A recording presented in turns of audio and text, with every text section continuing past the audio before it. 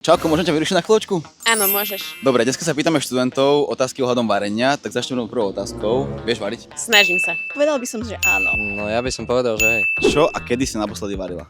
Naposledy som si robila ranieky a presnejšie ovsenú kašu. Naposledy som varila rýžu s vajíčkom a s tuniakom. Naposledy asi týždeň dozadu som také čínske také cestovinky fajné. Skúšal som to robiť z tofu a takú tú normálne zeleninku, všetko, nejaký hoisin sauce a takto. Ďalšia otázka je, ktoré z týchto povolaní podľa teba nemusí vedieť variť? Máme tu včelárskeho influencera, máme tu metalového DJ-a alebo študent na intráku. Metalový DJ. Myslíš, že nemusí jesť? Neviem, či má úplne čas jesť. Aha, že po nociach akože robí DJ-a a cez deň iba spí? No, má to náročné. Myslím si, že včelársky influencer pravdepodobne na to nemá veľmi veľa času. Taký ten metalový DJ podľa mňa je závodov, že nemusí. Že myslíš, že keď je závodov, tak nemusí vedieť variť? Tak si asi skôr kúpi niečo. Ale veľakrát zase je zdravšie, keď si niečo robíš sám, či ako to je? No je to určite zdravšie, aj niekedy lacnejšie oveľa. Čiže možno by bolo dobre, keby vedel aspoň nejaké základy. Ideálne, aspoň nejaké parky. Čiže všetci by vlastne asi mali vedieť variť. No to asi hej. Čiže vlastne aj on by asi mal vedieť variť teda.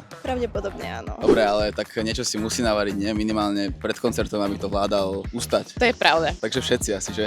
Asi všetci by mali vedieť variť. Tak vidíte, variť by mal vedieť každý, lebo varenie je pre každého.